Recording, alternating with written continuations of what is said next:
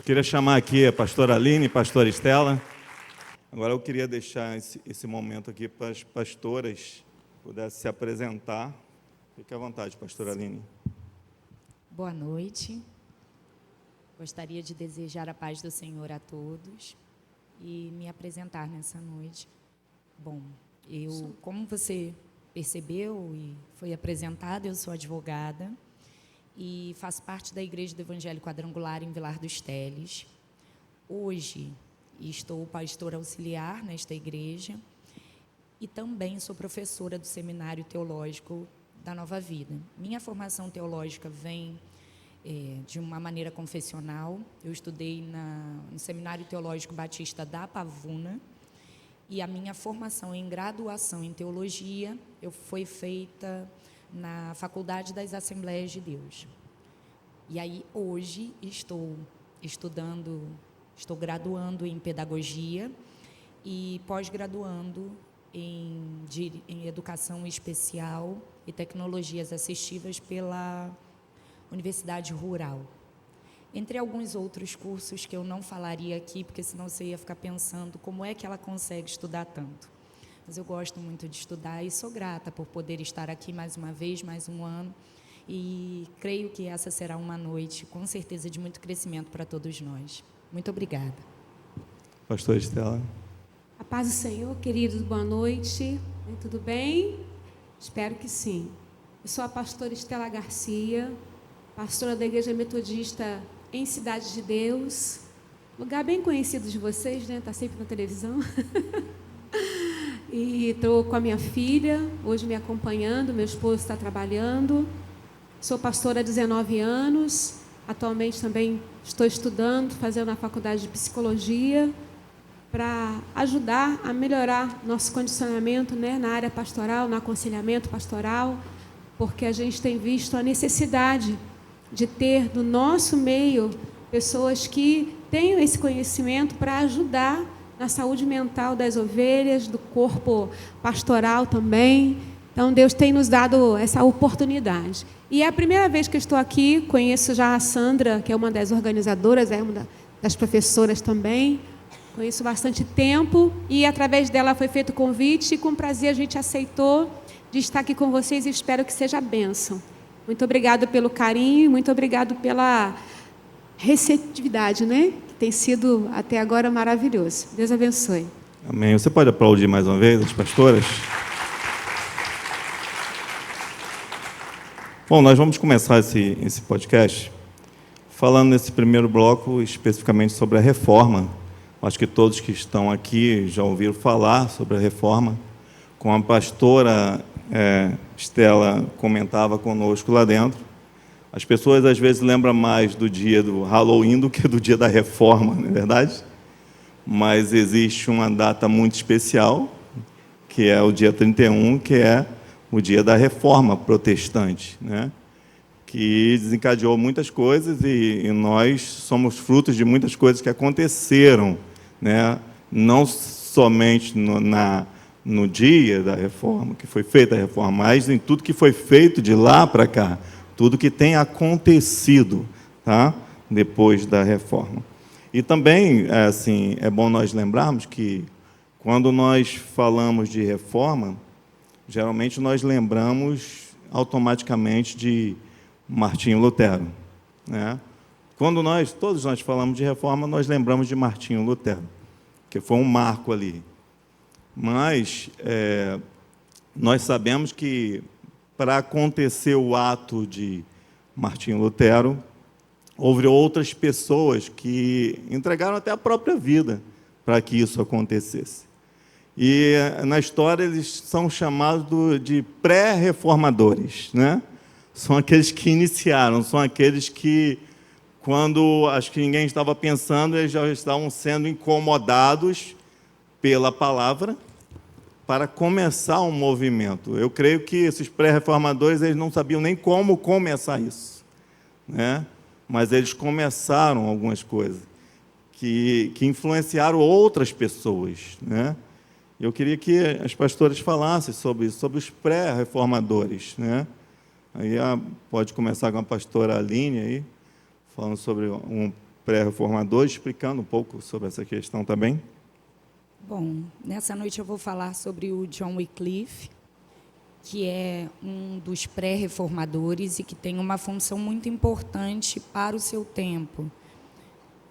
Se nós pensássemos, tivéssemos de descrevê-lo em uma palavra, nós descreveríamos ele com a palavra ensino. E por que isso? Toda a reforma e tudo o que ele vai desenvolver através da docência. Ele é um professor de uma universidade de Oxford, ele estuda nessa universidade e depois ele se torna professor dessa mesma universidade. E ensinando nesta universidade, ele vai começar a olhar para todo o cenário teológico de então, e ele vai começar a criticar o cenário teológico de então. O que há de mais interessante na vida de Wycliffe é que tudo o que ele desempenha não deságua apenas nos rios teológicos, mas aquilo que ele vai desenvolver como crítica vai gerar impactos também no meio social. E isso é muito importante. Bom, ele vai produzir seguidores, ele vai produzir pessoas que vão seguir os seus ensinos, e, em muito, ele vai criticar questões de ordem espiritual, porque ele olha para o clero da sua época e ele percebe que o padrão moral de todos aqueles que estavam em grandes postos era muito baixo. Mas ele não vai criticar apenas isso. Há uma questão que nós precisamos salientar, que é a questão do domínio. Ele vai falar sobre o domínio espiritual que era desenvolvido por Deus, desempenhado por Deus, e o domínio civil, e esse desempenhado pelos clérigos e pelos reis. E uma das suas críticas é convidar as pessoas a refletirem de que todo o domínio civil deveria ser desempenhado e desenvolvido por aqueles que tivessem, no mínimo, um padrão moral. E ele não encontra isso entre os clérigos da sua época. Ele vai ser silenciado. Então, veja, diferente de alguns dos pré-reformadores, John Wycliffe vai ser perseguido sendo silenciado. Se levantarão muitas divergências e muitas informações e até mesmo um pedido para que a faculdade de Oxford silencie John Wycliffe. Só que, de verdade, não dá para a gente silenciar alguém que inicia um projeto que nasceu no coração de Deus. Então, os seus seguidores serão efetivamente silenciados e também perseguidos, mas ele vai sofrer com o silêncio. Ele não vai ser perseguido enfrentando a morte, como os demais, que certamente você já deve ter tido, talvez, o interesse de estudar, e você vai perceber que alguns foram efetivamente mortos, mas outros não, e este é um. Ele não é morto, mas ele é silenciado. Eu termino a minha fala dizendo que, muitas vezes, quando alguém está para iniciar um projeto muito grande para Deus, um dos tipos de perseguição será silenciar esta pessoa, calar esta pessoa. Mas ninguém conseguiu silenciar a voz de Wycliffe, já que ela ecoou até os dias de hoje. Estamos aqui, em 2023, e a voz de Wycliffe está conosco. A sua palavra, minha querida pastora. Interessante que, na vida dele, ele defendia que qualquer pessoa que tivesse fé tinha acesso à salvação, não necessariamente através das obras, porque isso era uma prática muito comum da igreja católica daquela época, né? Você tem acesso à salvação a partir das boas obras. Então, você faz boas obras, que você vai estar comprando aí um pedacinho do céu, né? Ele combatia isso, ele ia no cerne mesmo da questão, ali tocava ali, vou falar um português bem claro, ele tocava bem lá na ferida mesmo, e exatamente por tocar naquelas feridas da transubstanciação, o que era isso? Ele combatia porque a Igreja Católica dizia que na mesa do Senhor, na Santa Ceia, o corpo e o sangue de Jesus literalmente se transformavam, o pão e o vinho literalmente se transformavam. E ele vai combater aquilo, ele vai dizer que a transubstanciação ela não existe, que ao passo em que nós tomamos a ceia, nós fazemos um memorial ao sacrifício, ao amor que Jesus havia dado aos seus filhos, aqueles a quem que seguiam a ele, né? Então, como ele vai tocar nesses pontos que são muito fortes dentro do cristianismo daquela época, da Igreja Católica, com certeza, como a pastora Alina já falou, tentaram calar ele. Isso foi em 1384, queridos. Nós estamos a 2023. E estamos aqui hoje lembrando desse homem que lutou. Não lutou sozinho, deixou muitos seguidores, mas lutou e lutou com muita garra, né? Deixou um legado muito forte dentro dos pré-reformadores, deixou um legado muito forte. Vamos seguir em frente, né? O pastor Alino falou, tem muitos outros pré-reformadores, nós ficaremos aqui muito tempo falando sobre os pré-reformadores, não é verdade? Mas outra pergunta que nós podemos acessar é por que, de fato, foi necessária essa reforma. A nossa querida pastora já iniciou falando ali, né, de algumas coisas, e tem outras, né, que nós podemos citar, né, que eles combateram, né, era a venda de relíquias, eram as indulgências. A venda do perdão. Podemos falar um pouco sobre a indulgência para que as pessoas entendam? Então, a indulgência, ela era tipo uma carta que era vendida para aquelas pessoas que queriam obter perdão.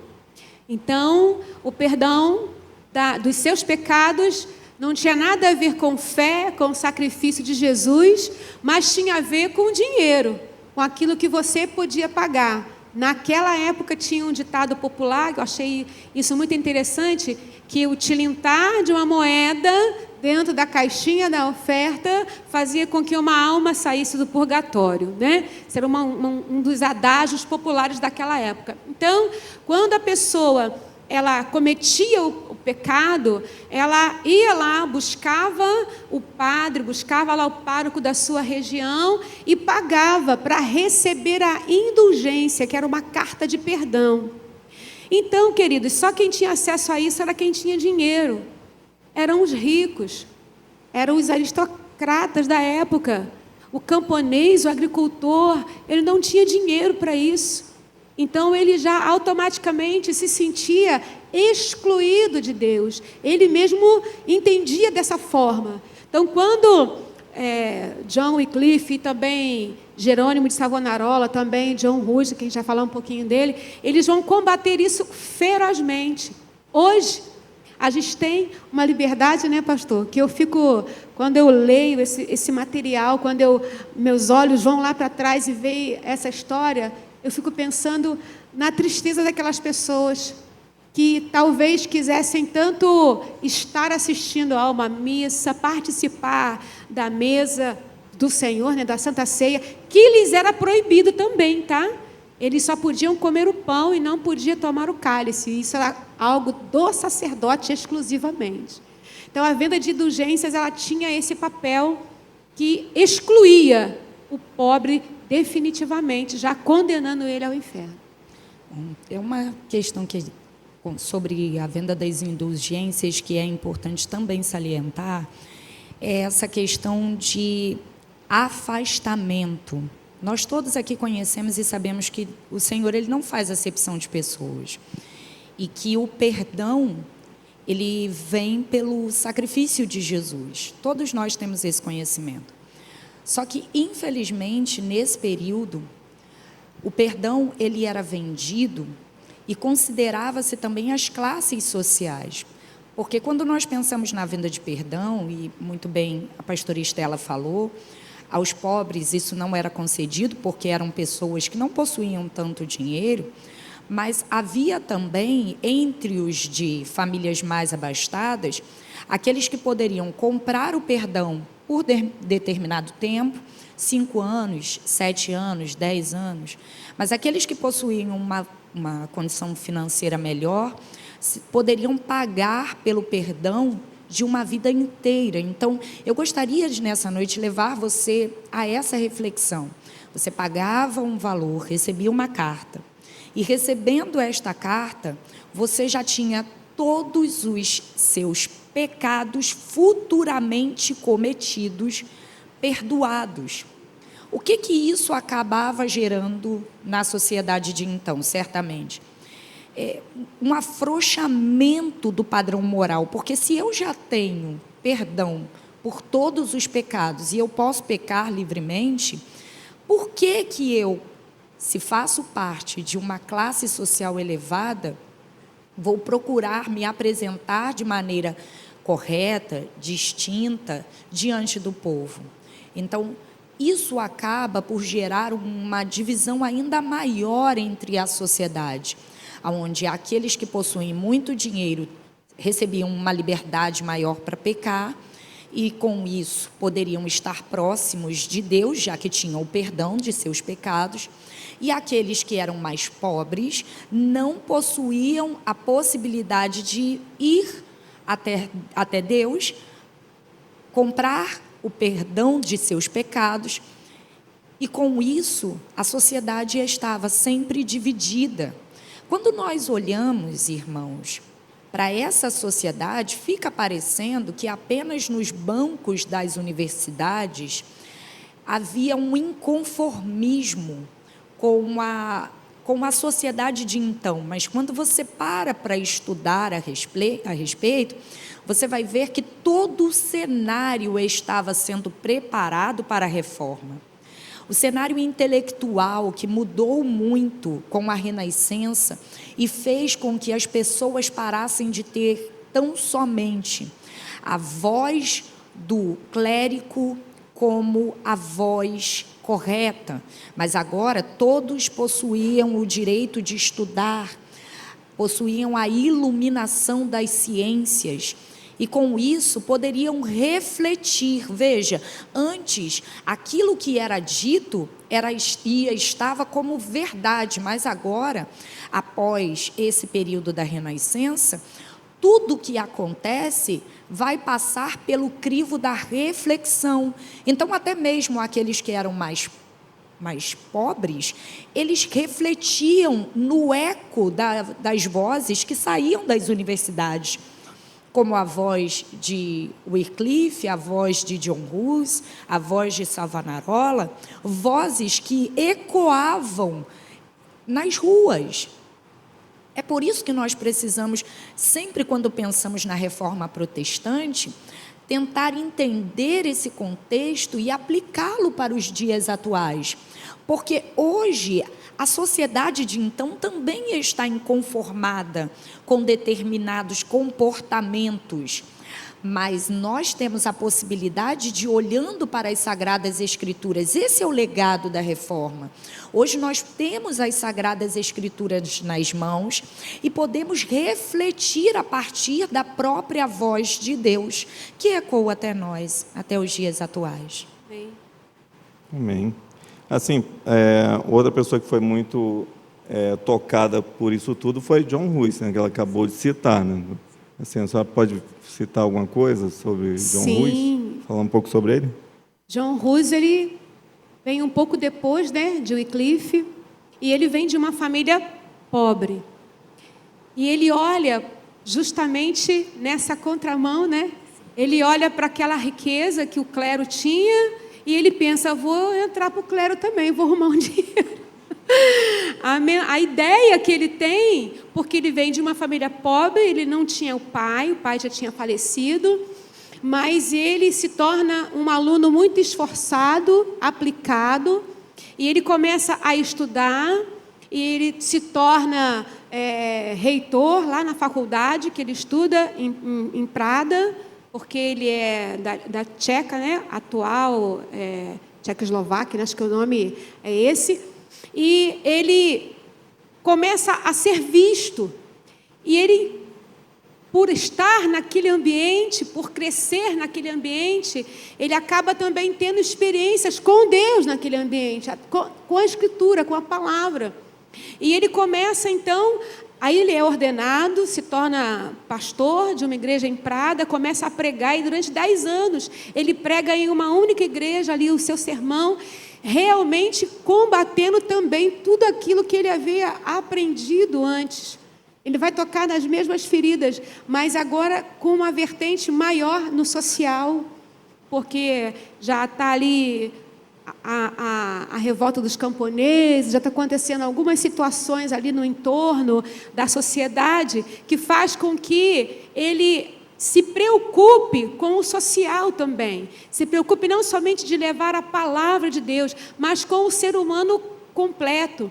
Então ele começa a combater isso, ele começa a trazer essas palavras, a trazer o evangelho social. Eu vou usar esse termo, não foi cunhado dessa forma, mas eu estou colocando aqui a minha fala. Ele começa a cunhar esse evangelho social, essa preocupação. Só que isso, queridos, não agradou de novo a igreja. E ao contrário de Wycliffe, ele sim, ele, além de ter sido silenciado, porque ele é excomungado da igreja, ele perde a sua posição de reitor da faculdade, de pastor ali, né, de padre, de pároco da sua comunidade, fica afastado 2 anos, e ele retorna, ele é convidado a retornar, o rei o convida para ir para o concílio de Constança, para que ele pudesse falar e explicar o papel dele, o porquê dele agir daquela forma. Ele quer a oportunidade para explicar isso à luz das Escrituras. Só que, na verdade, o que acontece com ele é uma armadilha, né? Ele é levado para aquele concílio e, naquele concílio, ele é condenado à morte na fogueira.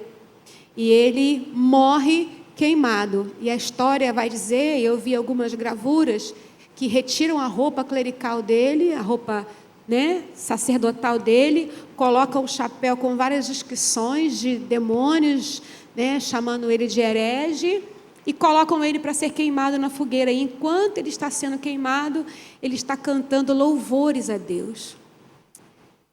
E quando estão amarrando ele para ser queimado, isso eu também achei muito interessante. Quando ele está sendo levado para ser queimado, ele fala para o carrasco dele: hoje vocês estão assando um pato, né, um ganso. Hoje vocês estão assando um ganso, mas daqui a alguns anos vocês terão um cisne que vocês não vão conseguir calar a voz.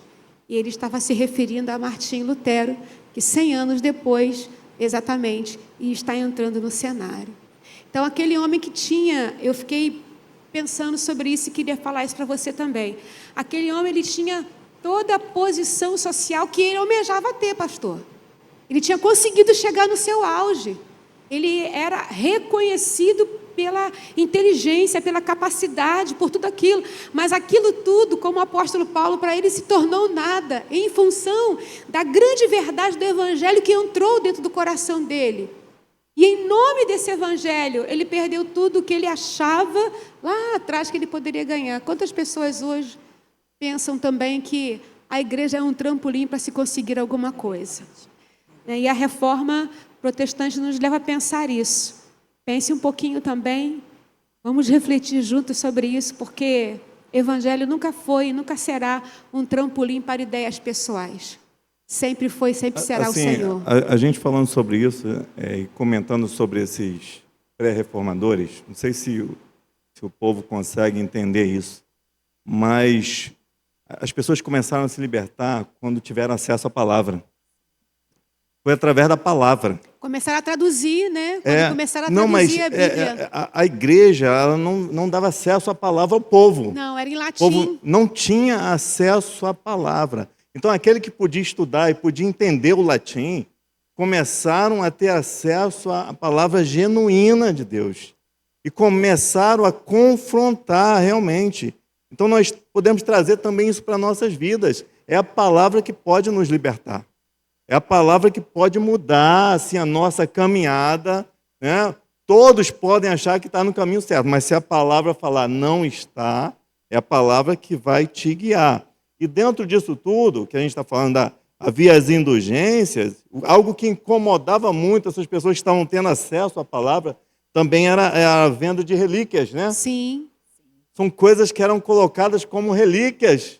A cabeça de João Batista, as moedas, né? Teve gente que falou que João Batista tinha 3 cabeças, porque foram visitar os museus, a cabeça de João Batista, a cabeça de João Batista. E, meu Deus, quanta cabeça é essa? Por quê? Porque havia também todo um interesse econômico por trás de tudo isso aí. Em tudo que nós falamos aqui, acho que nós podemos traduzir em vantagens econômicas e vantagens políticas. Então, existe uma questão por trás de tudo isso que nos aponta para o tanto de vantagens econômicas e políticas que eram obtidas com a venda das indulgências, com a venda das relíquias. Durante todo esse período, a igreja ela enriquece muito e ela ganha poder, porque se quem pode obter o perdão são as pessoas... Inteira, né? Para que eu vou me preocupar? Ricas, né? Se são os reis, se são aqueles que estão em altos postos, então é lógico que a igreja, com isso, selou algumas alianças. E isso gerou um desconforto muito grande com todos aqueles que tiveram acesso à palavra, porque eles olhavam para a doutrina dos apóstolos, eles olhavam para os textos bíblicos e eles não encontravam amparo, subsídio para todo esse comportamento da igreja de então. Eles olhavam para os clérigos e eles diziam, mas eu não consigo olhar para estes homens e seus comportamentos e entendê-los em comparação com os apóstolos, com os discípulos, com os ensinamentos que Jesus realizou. Como pode Jesus ter declarado, não leve alforge, não tenham nem prata nem ouro, e agora a igreja está vinculada, abastecida e quase que alimentada 24 horas por prata e ouro. Essa igreja é uma igreja completamente diferente da igreja primitiva, e isso gera um impacto muito grande, principalmente na vida dos pré-reformadores. E quando eles levam essas reflexões aos seus seguidores, aos seus alunos, eles encontram amparo, porque todos eles também, ao refletirem nos textos bíblicos, relatam verdadeiramente, nós olhamos para a sociedade religiosa de então e nós não conseguimos enxergar nesta sociedade aquela sociedade do reino ensinada por Cristo. Então, a vantagem política e a vantagem econômica são esses 2 trampolins que fazem a igreja saltar de alegria nesse período. Verdade.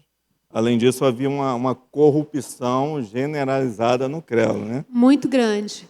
Essa corrupção, a imoralidade, né, como já foi falado, isso tudo refletia na sociedade. Então, a sociedade de então também estava vivendo mergulhada nisso. E John Hus, como ele teve a oportunidade de dar aula, de ser o reitor da faculdade, ele vai combater, pastor Aline, justamente essa riqueza da igreja. Justamente a quantidade enorme de terras que a igreja tinha. A igreja era detentora da maior parte das terras de então. Então, ele vai fomentar isso em seus discursos e, justamente, na faculdade, ele vai lançar as suas sementes. E essas sementes elas vão germinar ao longo do tempo, né? E é interessante nós também analisarmos, gente, que se nós formos pensar nisso tudo que aconteceu, hoje nós conseguimos olhar para o sistema atual, nós conseguimos encontrar vestígios disso tudo novamente. Que tem algumas sementes nas faculdades. Nós conseguimos encontrar todos esses vestígios, né? De venda de relíquia, de corrupção no credo. Nós encontramos tudo isso aí. E você arrancar de Cristo e da centralidade de Cristo o poder da salvação, do perdão, e colocá-los em obras. Isso que é tão marcante nesse período, infelizmente, hoje nós olhamos para a sociedade religiosa de então e parece que nós estamos um tanto replicando o comportamento.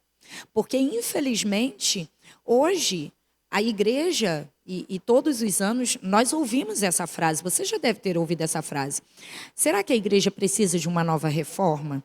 Eu sou sempre do pensamento de que a igreja, ela já teve uma reforma, ela já viveu uma reforma.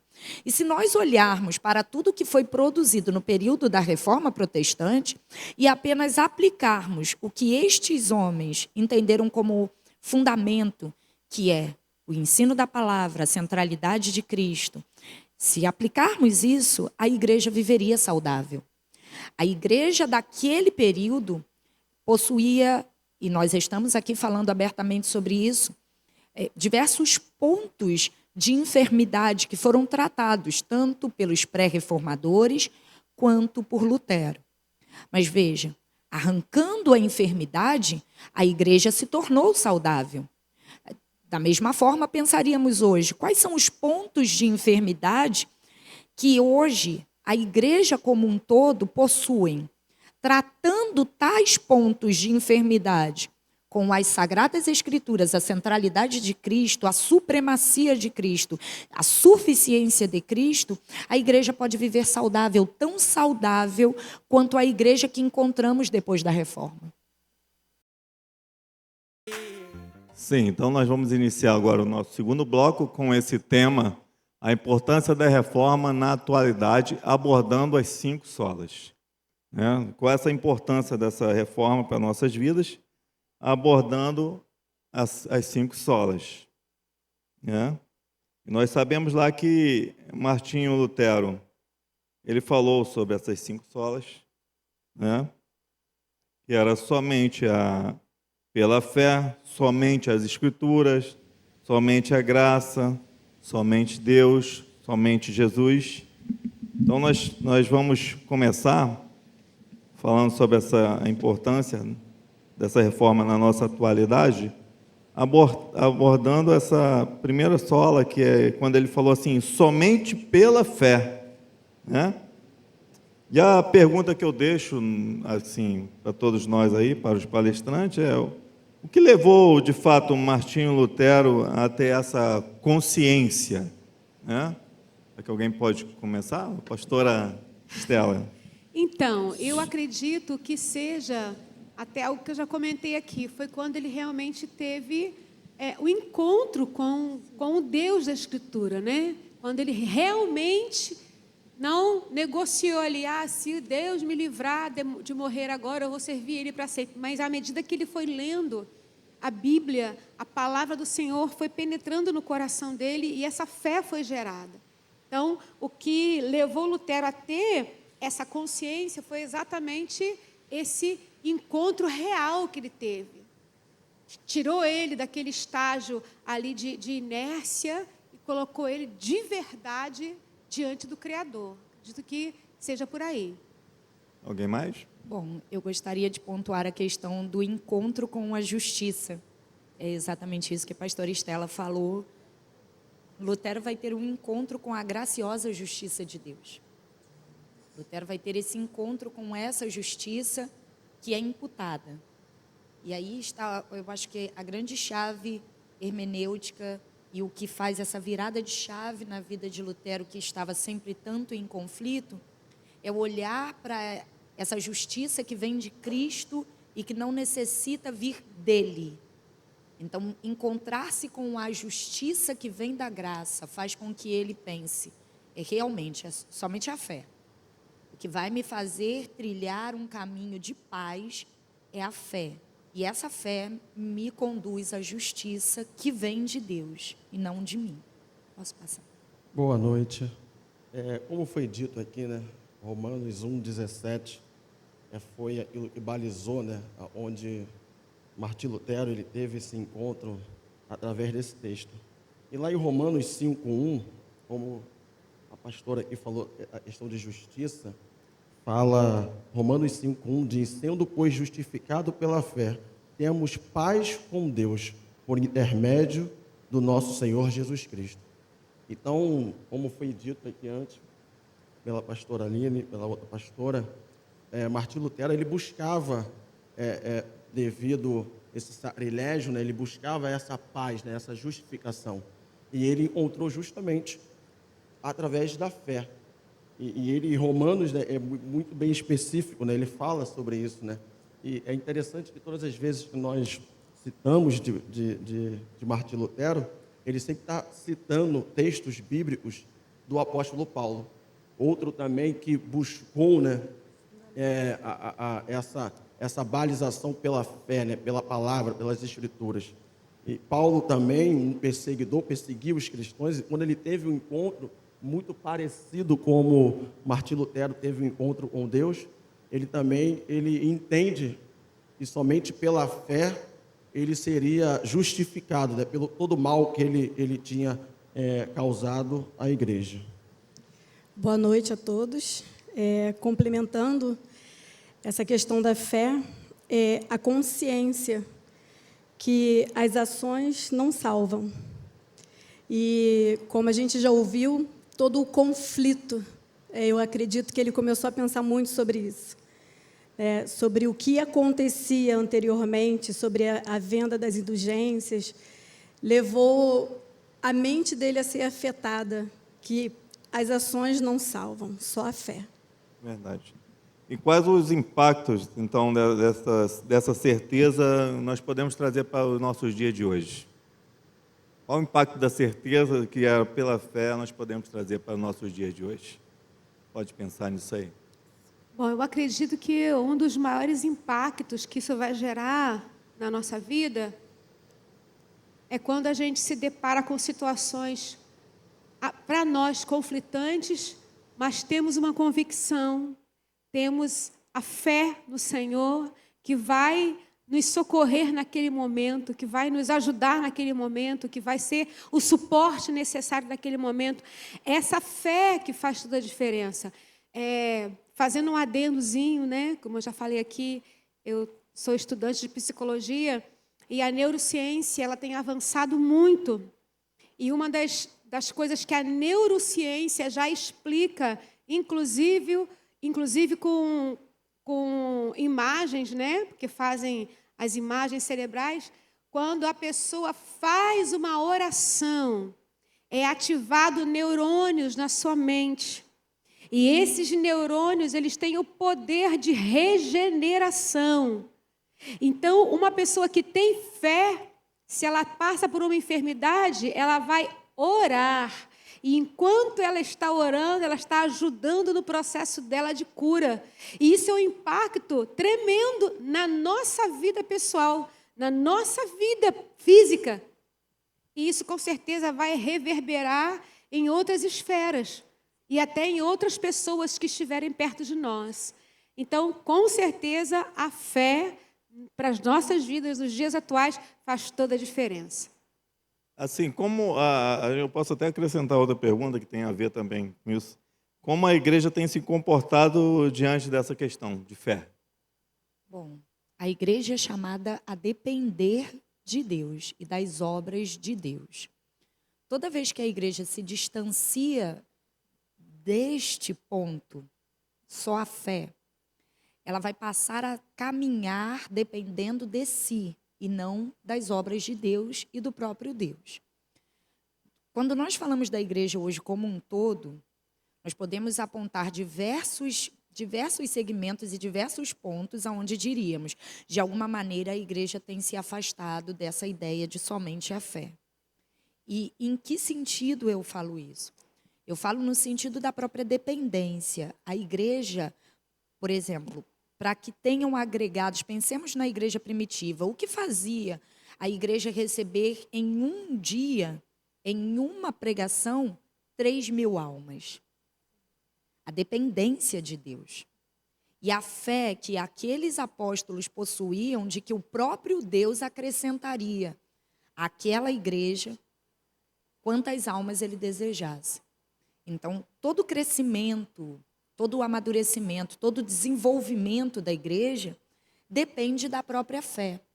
Porque, conduzidos pela fé, não viveremos os acréscimos e benefícios das nossas ações, mas viveremos os acréscimos e benefícios do próprio Deus. Veja, olhe bem a diferença. A igreja que recebe, que é agregada porque ela crê, ela vai com certeza dirigir toda a glória, toda a honra, e aí nós olharíamos para o último ponto, toda a glória, toda a honra seriam tributadas a Deus. Mas quando eu penso que de alguma maneira eu cooperei para que algo de bom fosse agregado à igreja, então eu estou me abandonando, eu estou completamente fora desse primeiro ponto. O primeiro ponto, que eu creio que seja a chave para entender todos os demais. Eu acho que somente a fé é um tema transversal. É um tema que atravessa todos os demais. Porque só com a fé você vai entender que a Escritura é suficiente. E daí por diante, sucessivamente, para eu não me delongar. Sim, essa questão, hoje, podemos compreender que a fé na vertical, Cristo, e horizontal, todos nós. Sem isso, nós não conseguimos exercer na totalidade aquilo que precisamos em Deus. Fé vertical, Cristo, e horizontal, num todo, que somos nós exercendo e aplicando na nossa vida diária todos os dias, com convicção de quem Ele é em nós. A palavra de Deus diz que a fé veio pelo ouvir, né? E ouvir a palavra de Deus. Na atualidade, hoje, a nossa fé tem que estar fundamentada na palavra de Deus. Porque se a nossa fé não estiver fundamentada na palavra de Deus, passa meramente como uma crença. Tiago vai dizer, né? Me mostra a sua fé, eu te mostrarei as minhas obras. Ele está justamente falando para a igreja acerca dessa fé genuína, essa fé que é construída através da palavra de Deus. Então, hoje, eu vejo a necessidade dessa fé, né, se tratando de igreja, da congregação, essa fé tem uma fundamentação na palavra de Deus, porque senão meramente é apenas uma crença e não tem sustentação. Posso só apontar uma questão, só para não perder esse gancho? Nós precisamos estar atentos com relação a uma coisa. Cristo nos chamou a ter fé e não crença. Porque crença é a compreensão de que algo existe e de que é verdadeiro.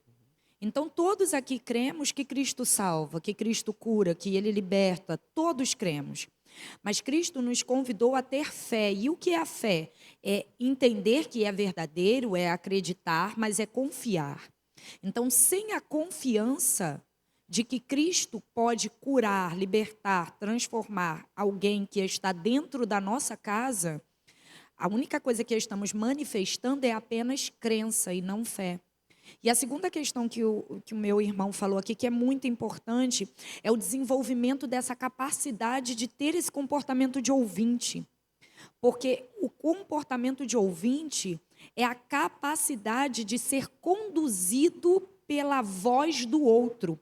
Então, veja, nós precisamos perceber se nessa caminhada com Cristo nós conseguimos ser conduzidos pela voz de Deus, ou se estamos sendo conduzidos por tantas outras vozes que não sejam a voz do próprio Senhor. Amém. Aproveitando também esse gancho aí, o André falou, que a fé vem pelo ouvir e ouvir a palavra de Deus. Martinho Lutero também vai citar que é somente pela Escritura. Somente as Escrituras. Então, a gente sabe que a Escritura é uma autoridade, né, nas nossas vidas. É a Escritura, é a palavra, né? Mas qual era a relação, só para nós fazermos um link lá de trás, a relação da Escritura e das outras autoridades que existiam naquela época? Alguém pode lembrar? Porque, só para a gente definir algumas coisas, porque existia a autoridade do Papa, existia a autoridade da Igreja, existia a autoridade das tradições da Igreja. Né? E muitas vezes essa autoridade, qual era a relação, é isso que eu estou perguntando, qual é a relação dessas autoridades com a palavra naquela época? Era muito rasa, né? A relação era muito rasa, porque, na verdade, a fonte para eles não era a palavra. Por isso que Lutero vai colocar somente a Escritura. Porque a fonte da autoridade deles, daquela igreja de então, daquele cenário, era o desejo financeiro, era a crescente vontade pelo poder, né? pela manipulação, pelo desejo de riqueza, né, pela ganância, por tudo isso. E acabou que eles estavam se tornando cada vez mais uma fonte suja, de água suja, e que não trazia benefício para ninguém. Então, a relação que se tinha era muito rasa. Quem buscou uma fonte mais profunda teve que nadar contra a maré, né? E pagou com a própria vida. Nós já vimos aqui falando sobre isso. Era o autoritarismo, né? Com sendo certeza. aplicado Isso. de uma maneira muito irresponsável, porque se tem uma verdade e você aplica a mentira, é de uma maneira irresponsável. Visando o proveito próprio, né? Isso. Visavam só o proveito próprio. E a responsabilidade veio depois, né? De mostrar a verdade, que é a palavra, que é a verdade. Nós apontamos também uma questão nessa sua pergunta, que é o conceito da continuidade da revelação bíblica, porque entendiam que a palavra desse Papa era tão revelada quanto a própria palavra de Deus.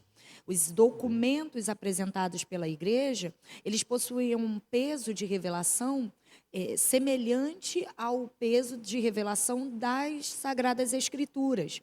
Então, isso gera uma certa confusão na igreja daquele período, porque a igreja, ela vai olhar para o Papa, ela vai olhar para a instituição igreja e ela vai vê-la como uma continuidade da Sagrada Escritura. Ora, como igreja, nós estamos aqui submetidos à palavra de Deus, mas hoje a igreja, ela não produz nenhum documento com o mesmo peso de revelação que as Sagradas Escrituras. A palavra que nós pregamos, ela é inspirada por Deus, porque os utilizamos do texto bíblico, ela é revelada por Deus, porque olhamos para o texto bíblico, mas hoje, como pregadores da palavra, nós recebemos a iluminação. Então, aquilo que pregamos como palavra de Deus, ela possui um peso sobre as nossas vidas, mas aquilo que você fala, que o pastor fala, que eu falo, não pode ser dito como superior ou como uma continuidade. Isso é muito sério. E isso estava acontecendo naquele período na igreja. Veja, se nós olharmos para os dias atuais, pensaremos, quantas são as vezes que pessoas ouvem alguém dizendo que devem fazer isso, que Deus mandou fazer aquilo, e as pessoas, elas equiparam esta palavra ao peso da revelação bíblica. E isso pode gerar muitos problemas para essa vida, porque a igreja bebe de uma única fonte. E qual é a fonte de qual a igreja sacia a sua sede? Das Sagradas Escrituras. É por isso que somos chamados a ser como os bereanos. Se aquilo que eu prego, falo de mim, aquilo que a pastora Aline prega sobre esse altar não está de acordo com aquilo que a palavra de Deus fala, como igreja, esse ensino ele precisa ser refugado, ele precisa ser abandonado. E eu não posso, como igreja sentada, me alimentar de tudo que é dito e entender que tudo que é dito é a vontade de Deus, como muitas pessoas entendiam nesse período.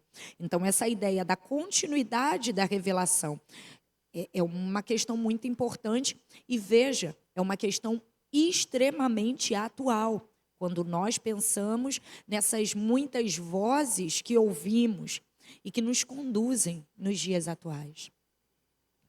A palavra é algo fundamental, né, para todo cristão.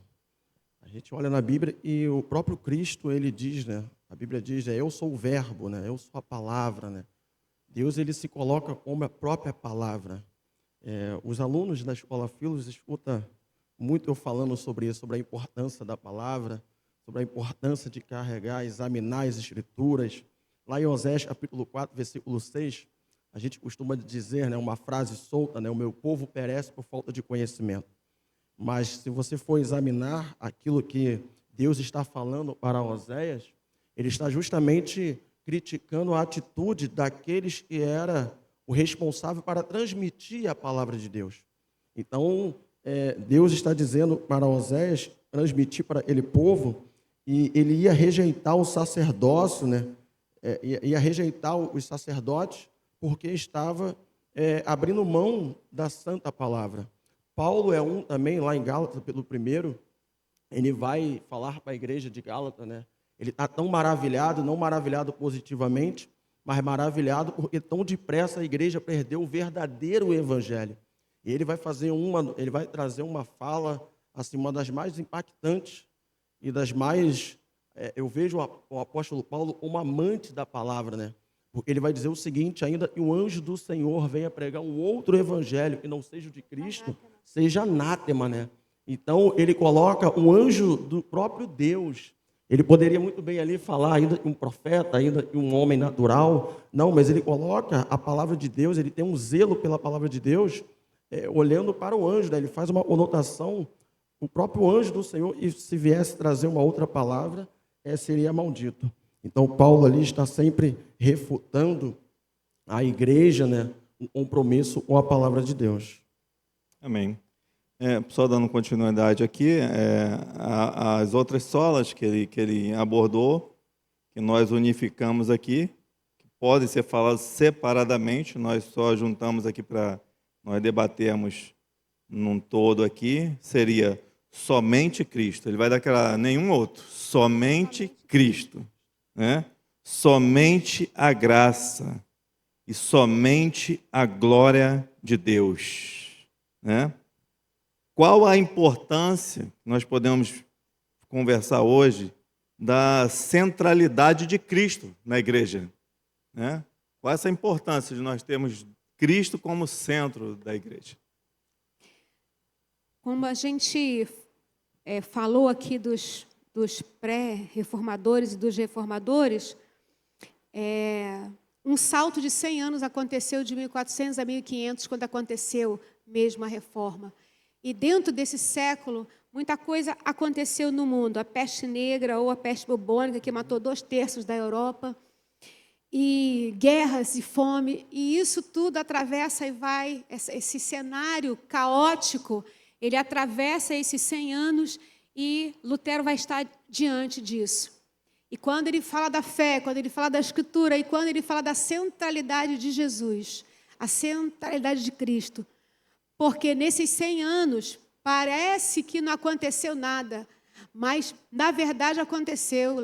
Outros grupos se levantaram, os huguenotes se levantaram, o movimento pietista, pessoas que colocaram Cristo, né? Que colocaram a pessoa de Cristo, manteve aceso aquela chama do poder, né, transformador do Senhor, aquilo que eles estavam pregando com as suas próprias vidas, com o sangue que eles derramaram, né, e colocando Jesus ali como centro.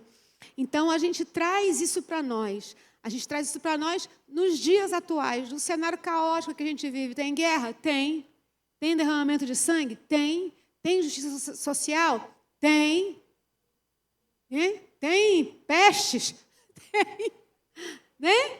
Mas, mesmo assim, Cristo não perdeu o seu lugar, irmãos. Cristo continua onde Ele sempre esteve, no trono. Ele está lá. Então, a nossa mensagem ela deve continuar sendo cristocêntrica. E a mensagem cristocêntrica, por vezes, como a pastora Aline já falou aqui, por falta do conhecimento, e aí a gente vai para o conhecimento raso, que às vezes encontramos em alguns altares, a gente vê que as pessoas transformaram a palavra de Cristo da libertação numa teologia de libertação, numa teologia de prosperidade, onde Cristo nunca prometeu nada disso. Mas Ele prometeu, sim, que estaria conosco todos os dias, né? Apóstolo Pedro vai dizer, para quem iremos nós? Não falou para onde. Para quem iremos nós? Só Tu tens as palavras de vida eterna. Então, Cristo ele continua sendo o mesmo ontem, hoje e permanecerá eternamente. Nós não podemos dar o lugar de Cristo para outra pessoa, de maneira nenhuma. E o problema hoje é que muita gente tem tirado o Cristo e colocado Cristos, tirando a centralidade daquele que deve ocupar sempre o centro. Apenas e tão somente Cristo é o sumo sacerdote. Dentro de tudo aquilo que a pastora falou, a ideia da suficiência de Cristo, e a igreja ela se fundamenta, ela cresce e amadurece apenas quando Cristo está no centro. Uma igreja que não tem Cristo no centro, que as mensagens não são cristocêntricas e que Cristo não é o alvo a ser perseguido, é uma igreja imatura, é uma igreja que não cresce. Então, é fato que muitas igrejas hoje, dentro daquilo que a pastora Estela falou, adoram Cristos no plural, que são Cristos completamente diferentes do Cristo que se apresentou nas Sagradas Escrituras para nós. Cristos que se apresentam como solucionador dos problemas e que não declaram não à igreja. Veja, Cristo, quando se apresentou à multidão, ele trouxe uma palavra dura e, por muitas vezes, ele não fez aquilo que todos desejavam. Cristo não era apenas aquele que fazia milagres, isso faz parte dos seus sinais.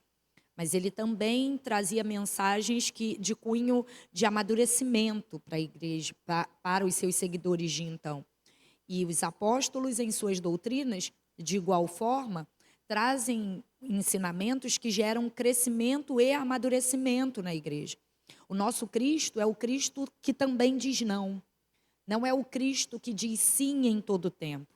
Então, um Cristo que se apresenta como esse Cristo que faz todas as vontades da igreja, gera uma igreja imatura. Porque, certamente, quando nós olhamos para o período dos pré-reformadores, próprio Lutero, eles vivenciaram situações extremamente adversas. E olhando para o período em que eles estavam, eles percebiam papas que estavam assumindo o lugar de Cristo. E que, por causa dessa postura, geravam uma igreja imatura. Então, se eu pudesse apresentar, no final da minha fala, um desfecho para tudo que disse, é que se queremos amadurecer espiritualmente, precisamos conhecer o Deus que se apresentou nas Sagradas Escrituras. E não o Deus do nosso desejo. Veja, você pode interpretar um texto segundo o desejo do seu coração. Isso é fato. Mas o Deus que nós servimos é um Deus que se apresentou. Você nunca teria o conhecido se ele não se apresentasse. Ele se apresentou e nós precisamos conhecê-lo como ele é. Então, quando Lutero apresenta somente Cristo, ele está dizendo isso. Ele está dizendo, ele é o sumo sacerdote, ele se apresentou assim, ele é o mediador. Então, tenhamos apenas ele como mediador entre o homem e Deus. E Diácono Anderson, Lutero também vai falar assim, somente a graça, não é verdade? Mas quem está falando somente a graça é aquele que estava perturbado, que achava que não conseguiria chegar a lugar nenhum.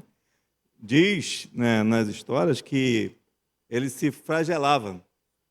E quando ele lembrava que ele já tinha se flagelado, ele descia para comer, para fazer alguma coisa, e ele lembrava que tinha alguma coisa, ele voltava de novo para se flagelar mais ainda, porque ele achava que tinha algum pecado e ele não poderia ficar aquele pecado. Assim, ele vivia um desespero na vida dele, até o momento que ele conhece a graça. Não? Poderiam falar um pouco sobre a graça de Deus? A graça é vivificadora, né? Nós somos salvos pela graça. E quando Lutero entendeu que é somente pela graça, né?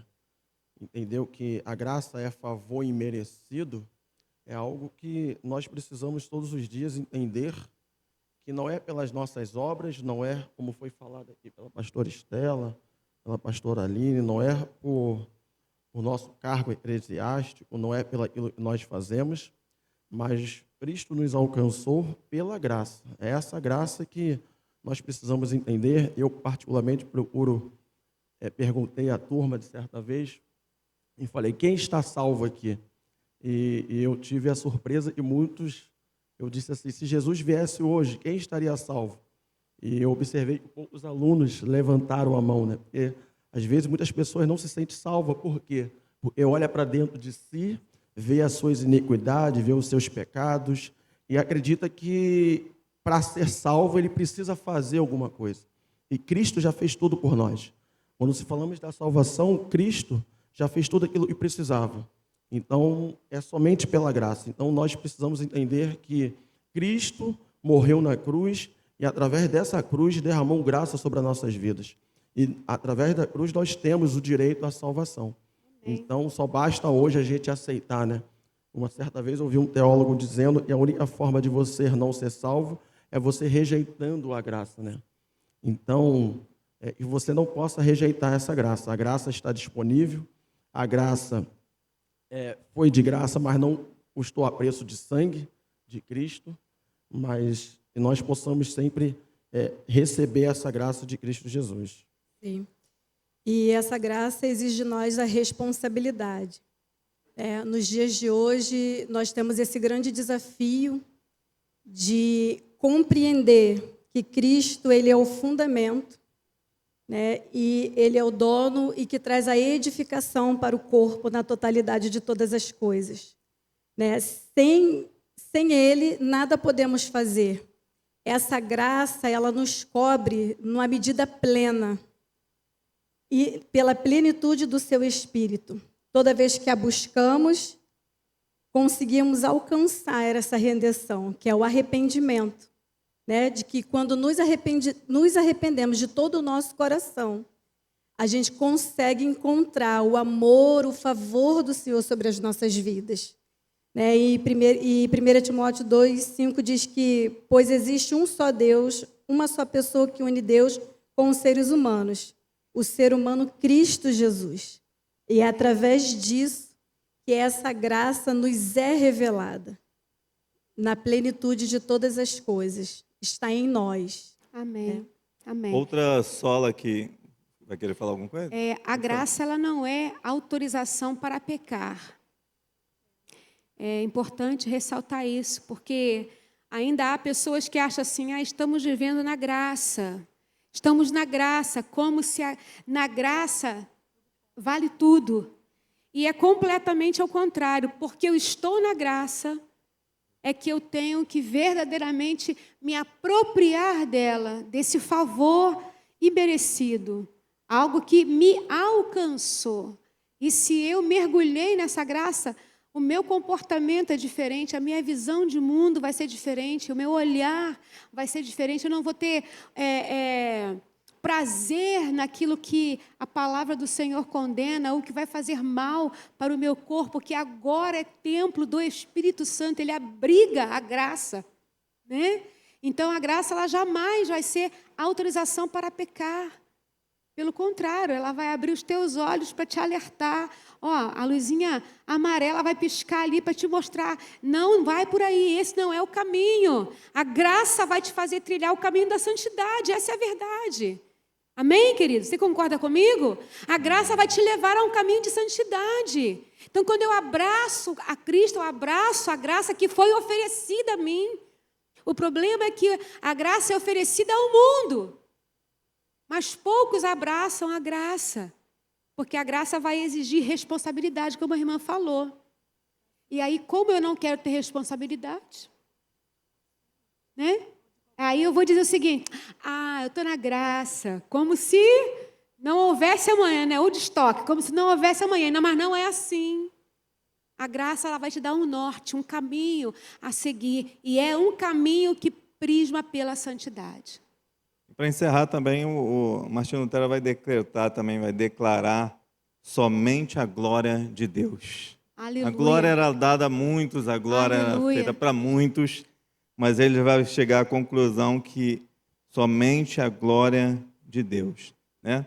E eu coloquei até um versículo aqui, que é um versículo que os reformadores eles começaram a refletir muito sobre esse versículo e sobre esse pensamento de Paulo, que está lá em 1 Coríntios 1, do 28 ao 31, vai dizer assim, ele escolheu o que era para o mundo insignificante, desprezado, e o que nada é, para reduzir a nada o que é, a fim de que ninguém se vanglorie diante dele. É, porém, por iniciativa dele, que vocês estão em Cristo Jesus, o qual se tornou sabedoria de Deus para nós, isto é, justiça, santidade, redenção, para que, como está escrito, quem se gloriar, glorie-se no Senhor. Aleluia. A pergunta é: temos de fato, como igreja, dado a glória somente a Deus? É uma pergunta difícil, né? Lá em Atos 12, 21, conta-se, né? 23, diz que Herodes ele foi comido de bicho por não ter dado a glória a Deus.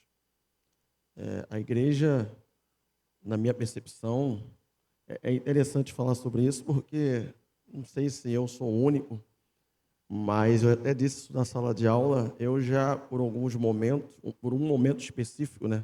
Eu me lembro de um momento que foi muito específico, eu tentar receber essa glória é só de Deus. Hoje em dia a gente vive o evangelho, às vezes, de uma polpa, né? De uma recepção. E, certa vez, eu conversando com os alunos na sala de aula, eu falei que eu peguei, né, essa glória de Deus, porque o Senhor assoprou um pouquinho e eu comecei a deslumbrar, né, as promessas dele, e às vezes a gente acaba roubando essa glória, é somente de Deus, né? Então é algo que nós precisamos sempre entender que toda a honra, toda a glória, tudo foi feito para ele e é por ele. Eu acredito que somente a glória, diante de tudo que ouvimos aqui, é essa responsabilidade de entregarmos-nos a Ele na totalidade de todas as coisas. A palavra do Senhor, lá em Isaías 42, vai dizer que Deus ele não divide a sua glória com ninguém. E muitas das vezes nós estamos dividindo essa glória, estamos mistificando a glória, estamos nos comportando com as coisas deste século. A internet é maravilhosa, mas se nós não vigiarmos, a gente não consegue dar glória somente ao Senhor. E acabamos dividindo o nosso tempo, dividindo aquilo que nós temos que fazer com Ele, nele e para Ele, com distrações. Estamos aqui para estarmos levantando esse alerta nesse tempo.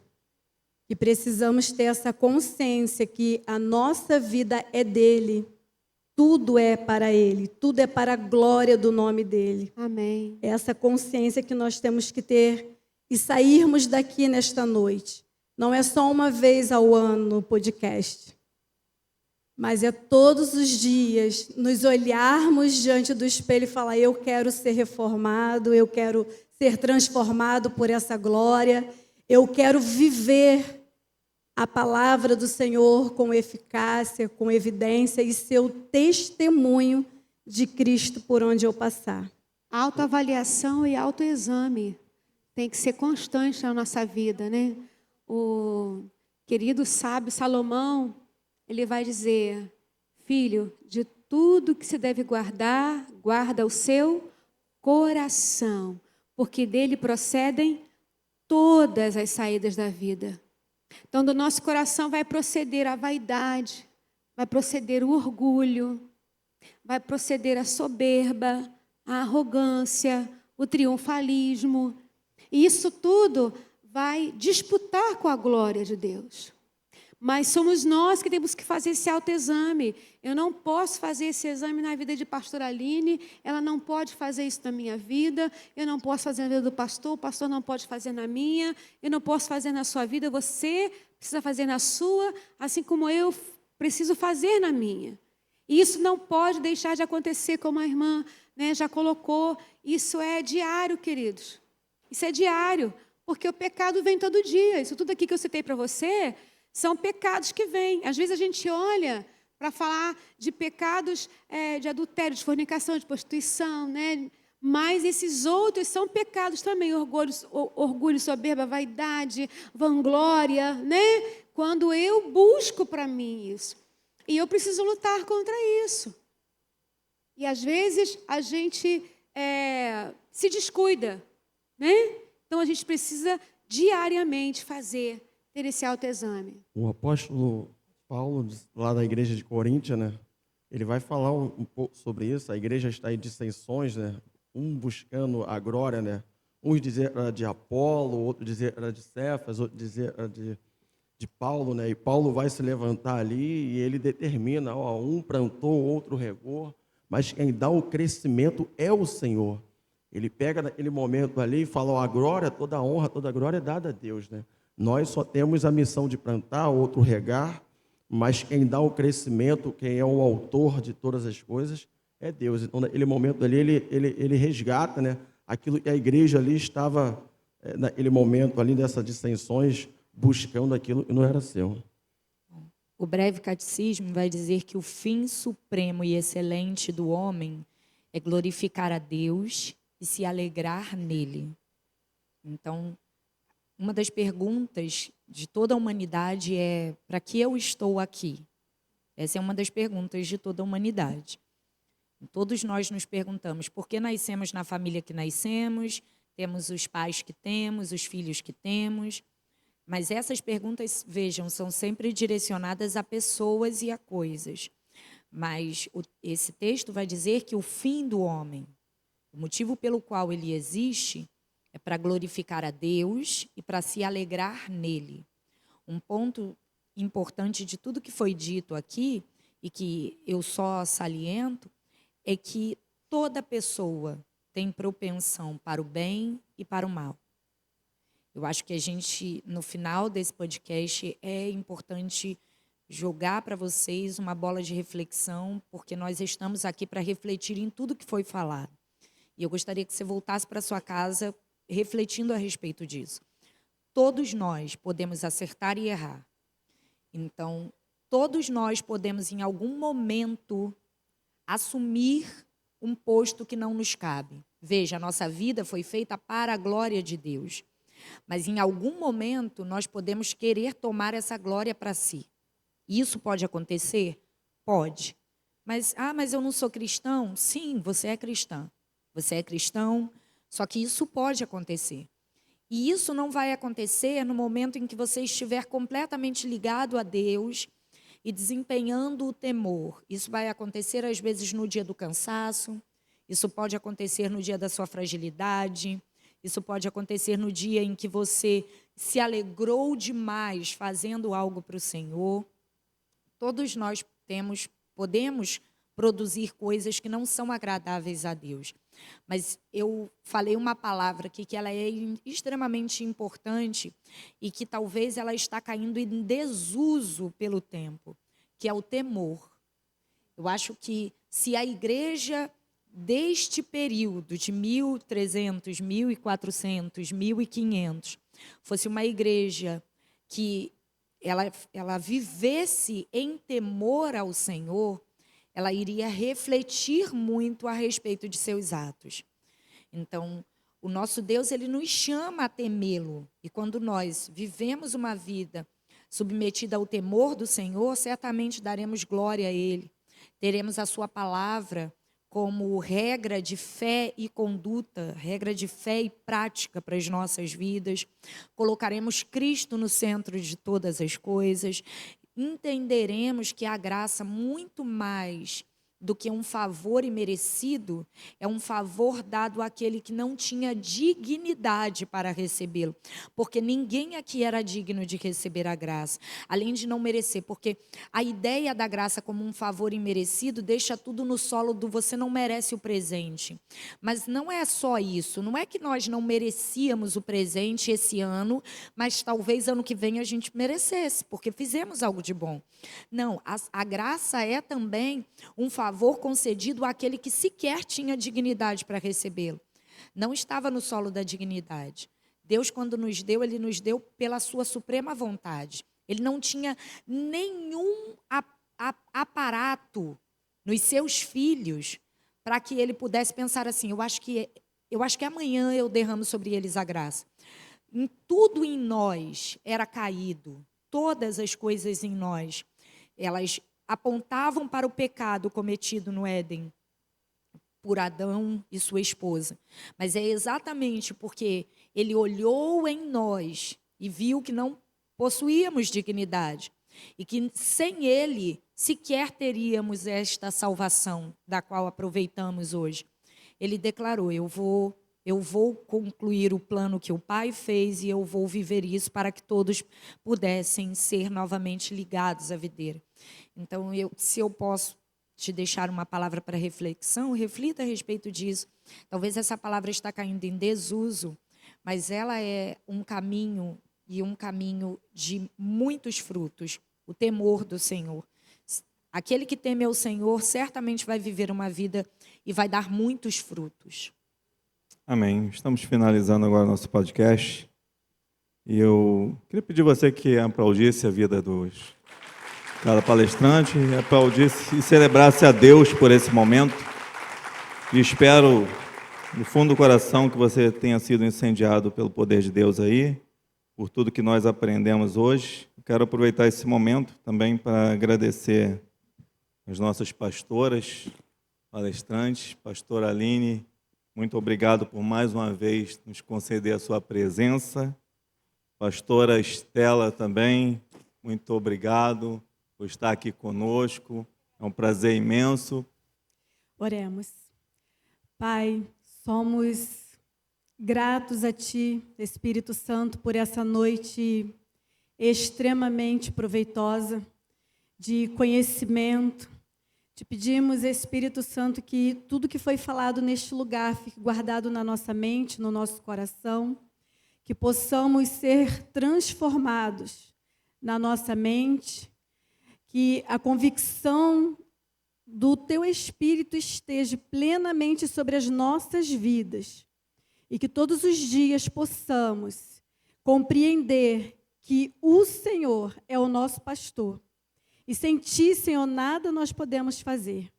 Te rendemos graça pela vida das Tuas filhas, pela vida dos Teus servos que aqui estão nessa noite.